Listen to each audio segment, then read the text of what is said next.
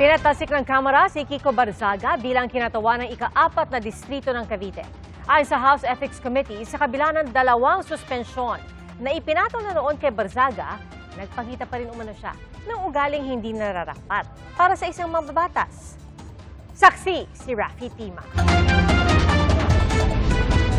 With 265 members voting in the affirmative, 14 in the negative, and 8 abstentions, the findings and recommendations contained in Committee Report number 298 are hereby adopted. Madam Chair, Representative Barzaga is hereby notified of the action taken by the House on Committee Report number 298. Sa botong yan ng mababang kapulungan ng Kongreso, pinatalsik si Kiko Barzaga bilang kongresista ng 4th District ng Cavite. Ayon sa chairperson ng House Ethics Committee, kahit pinatawan na ng 2 60-day suspension, tila hindi pa rin nagtanda si Barzaga at nagpatuloy sa paglabag ng House Rules, partikular ang Rule 20 ng Section 141A at B o Unparliamentary Behaviors at Section 4AB ng Republic Act 6713 o Batas sa Tamang Decorum o Pag-uugali ng isang pampublikong opisyal.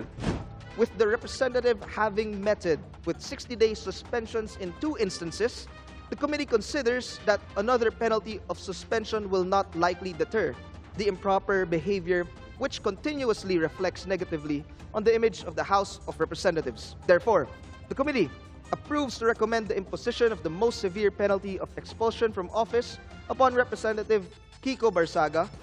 Nasa loob ng sesyon si Barzaga nang basahin ng rekomendasyon para sa kanyang pagpapatalsik. Ilang kongresista naman ang agad tumayo para questionin ang rekomendasyon ng expulsion. Sino ba ang tunay na baliw? Yung bang isinilang sa pag-iisip ay kapos? O gusto ang isip, ngunit sakim naman na lubos? Ang mga social media posts and speeches ni Kong Kiko Barzaga na bumabatikos sa pamahalaan sa Administrasyong Marcos at iba pang opisyal ng pamahalaan kabilang na ang Kamara at Senado, gaano man ka-provocative o ka-harsh, ito ay hindi sapat na dahilan upang pagkaitan natin ng kinatawan ang daan-daang libong mamamayan ng Dasmariñas, Cavite. Aminado naman si Navotas Representative Toby Tiangco, may ginawang kasalanan si Representative Barzaga. Pero sapat daw ba ito para siya ipatalsikin mula sa Kongreso? si Kong Kiko Barzaga po ba ang nakasira ng dignidad, integridad, at reputasyon ng House of Representatives? Yung pa bang sinasabi niya ang nakasira? May mga kasalanan siya. Dapat may parusa rin sa kanya. Ang tanong lang is yung bang mga kasalanan niya na nagawa, ang tamang parusa doon o katumbas ba doon ay expulsion? Si Representative Jose Pepito Alvarez ng 2nd District ng Palawan na nagsabing kaibigan niya ang ama ni Congressman Barzaga, derechahan sa kanyang manifestation. Gusto ba ninyo na manatili yung animal na yan dito? Animal in the sense na pusa daw siya. Hindi yung animal na animal siya. Hindi. Hindi ba pusa ka? O ayun, kita mo. Ayon kay Congressman Abalos, sila man nahirapan sa kanilang naging desisyon. Pero ilang beses na raw binigyan ng babala si Barzaga at binigyan pa siya ng pagkakataon na sumagot sa Ethics Committee hearings. Pero hindi siya tumugon dito. It doesn't happen very often in this August chamber na meron tayong miyembro na haharap sa multiple ethics complaint. Nakalagay po dyan, repetition of a similar misconduct will result to a more severe penalty. Habang nagsasalita ang mga kongresista matapos ang botohan, lumabas ng plenaryo si Barzaga at kumaway sa mga kasama habang palabas. Sa ngayon daw, wala pa siyang desisyon kung kukwestiyonin niya sa korte ang desisyon ng kanyang mga kapwa kongresista. I-enjoy na lang daw muna niya ang kanyang bakasyon. Mensahe niya sa kanyang nasasakupan, I'll be back 2028 siguro kung may elections, and andun pa rin ako sa Cavite. Feel free to say hi if you meet me. Okay? But ngayon, private citizen muna si Kong Miao Miao. Ako si Rafi Timang, inyong saksi. Pinagbibitiw ng minorya si Senate President Alan Peter Cayetano kasunod po ng 2 araw na hindi pagsipot ng mayorya sa sesyon ng Senado. Nanawagan din sila sa ibang taga-mayorya na pumasok na sa sesyon bukas. Ayon naman kay Cayetano, namemersonal ang minorya. Saksi si Sandra Aguinaldo. Senate President Alan Peter Cayetano should resign as he has shown that he cannot function as the leader of the Senate anymore. Yan ang panawagan ng minorya sa ikalawang araw ng di pagsipot ng mayorya sa sesyon ng Senado. Giit ng minorya sa kanilang joint statement, nilabag umano ang Rule 14, Section 41 ng Senate Rules, kung saan dapat kumonsulta sa Majority Leader at Minority Leader ang Senate President kung pagpapaliban ng sesyon. This is not merely a procedural lapse. It is a direct violation of the rules of the Senate and a serious disrespect for the institution and the Filipino people. Alas 3 ng hapon dapat ang simula ng sesyon kanina. Pero gaya kahapon, walang nagpakitang majority senator sa plenaryo. Bandang 3:19 p.m., nag-Facebook Live si Senate President Alan Peter Cayetano. May hamon si Cayetano sa minorya. Kung may sapat na numero na raw sila na 13 senador, bababa na siya bilang Senate President. Sabi ko naman sa inyo, no? Pumili tayo ng 13, I'm ready to go anytime, any day. Basta't may 13 na. Show me 13, wala nang problema. Ipinaliwanag din ni Cayetano kung bakit wala ang 11 majority senators sa sesyon. Aniya, paraan ito para hindi maapektuhan ang trabaho ng mga komite ng Senado, partikular ang Blue Ribbon Committee na nakatakdang magsagawa ng pagdinig sa flood control scandal sa Huwebes. Ginamit nila yung parliamentary tool na walkout para po hindi matuloy ang pag-change ng rules. So ngayon po ang majority, ginagamit din po ang rules sa tama, morally, legally, to ensure na hindi agawin ang mga committees para po matuloy ang hearing ng Blue Ribbon sa Thursday. Sa kanilang press conference kanina, itinanggi ng minorya na hinahadlangan nila ang pagdinig ng Blue Ribbon. Abuse po yan ng sinasabi niyang parliamentary rules ng Senado. Hindi po namin hinahadlangan magpatuloy ang anumang pagdinig ng komite basta nasa tamang paraan. Muli ring iginiit ng minorya ang anilay mga panukalang hindi makausad dahil walang sesyon, gaya ng anti-hospital detention bill. Sa lahat ng nasa ospital na yon, na mga mahihirap natin mamamayan, na hino-hostage ng ospital dahil di makabayad, kasalanan ni Alan Cayetano yan dahil ipapasa na sana namin ang batas na yan. Umapila ang minority senators sa mga kasamahan nila sa mayorya na magpakita na sila sa sesyon bukas. Ako naniniwala, hindi naman lahat sa majority ay mga loko-loko, no? Meron pa rin sa kanilang mababait. So I appeal to those members of the majority na meron pang katinuan sa pag-iisip, pumasok naman kayo. Every day, ang Senate gumagastos ng 25 million sa kuryente, sa utilities, sa sweldo, pero walang session nangyari. Walang patas na na-approve. Sa kalendaryo ng Senado, hanggang bukas na lang ang sesyon nila bago mag-break hanggang sa Hulyo. Ayon sa minorya, hindi Senate President lang ang pwedeng magbukas ng sesyon. We appeal to the rest of the members of the majority bloc. Huwag na si Senate President kasi we appeal to their sense of duty, of their responsibility. Kasi mukhang untenable na si SP kasi siya yung nagsasabi sa mga kasama namin na huwag mag-attend ng session. Under the rules, pag wala yung SP, pwede mag-preside ang pro temp. Pag wala yung SP and pro temp, pwede mag-preside ang majority leader. Pag wala yung tatlo, pwede mag-preside any of the two deputy majority leaders. Pag-aaralan ng minorya ang pagpapanagot sa majority senators para sa hindi pagdalo ng sesyon. The Constitution says that we should meet at 3 p.m.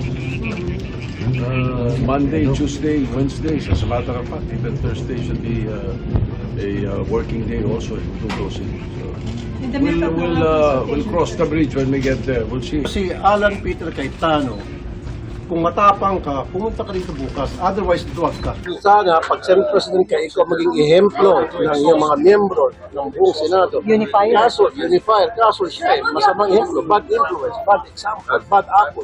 Pasado alas 5 ng hapon, nag-Facebook Live si Cayetano. Sinagot niya ang sinabi ni Senador Raffy Tulfo. So, yung hamon mo, magpakita ako kung hindi tiduwag. Para po rin sinabi ang bawat senator. Ikaw, maging independent ka o hindi, duwag ka. May paliwanag din si Cayetano tungkol sa pagpapatay umano ng aircon nung nasa floor ang minority senators kahapon. Yung pong centralized aircon, yung master switch or yung sa kuryente, nasa GSI gas yun at may nag-trip ng wire. Kaya around 6 o'clock, nagkaroon talaga ng problema sa aircon. So, hindi po namin gagawin sa inyo. Ukol sa anti-hospital detention bill, nag-walkout daw ang minorya kung kailan pwede nang talakayin ng bill. So, kanina naman ang nag-walk out nung last Tuesday. Willing na lang kami na i-take up yan. Lahat is sa side namin, we're ready. So, wag yung i-whiskey bintang one-sided. Dagdag ni Cayetano, pinepersonal umano siya. I've always treated you well, whether I'm close to you or not, whether you're in the minority, majority, and I will continue to treat all of you well. But kayo ang namimersonal. So let me ask the 11 majority who's asking me to resign na. Well, kahit na isa chorus, binigyan mo ako ng chance. Inimbitahan din ni Cayetano ang mga taga-minorya na makipagpulong sa kanila bukas kaugnay sa mga agam-agam sa pagdinig ng Blue Ribbon sa Huwebes. Sinabi ni Senador Erwin Tulfo, bukas sila na magpunta sa hearing sa Huwebes. Pero pag-usapan natin, sino-sino magkukumpos yan. Okay, dapat balance. Merong mga member ng minority, huwag yung puro majority. Inilantad din ni Tulfo ang 4 na kasamahan nila sa minorya na sinuyo umano para tumalon sa mayorya. Yes, kinakausap namin. O, sumalib na kayo dito sa amin. Ganon din naman po sila, Miss Vicky.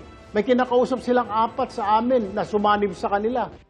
Sino po yung 4 na kinakausap mula po sa inyo? Sa minority po, ito po, sa minority po, kinakausap po nila, gusto po nila na lumipat po si Senator Lapid, si Senator JV, kami pong magkapatid na Tulfo Brothers na sumama po sa majority. Inoferan din po kami ng komite.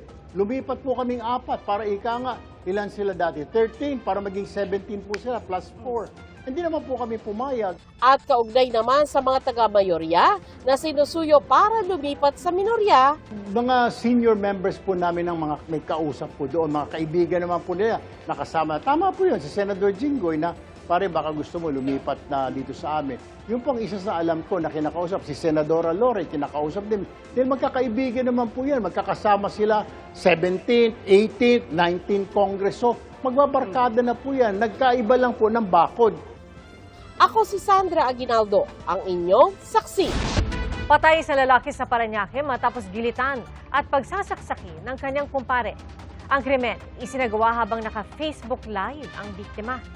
Mga kapuso babala, sensitibo ang inyong mapapanood. Saksi, si Jomar Apresto. Hirap ng buhay, laban na naman ang mga person.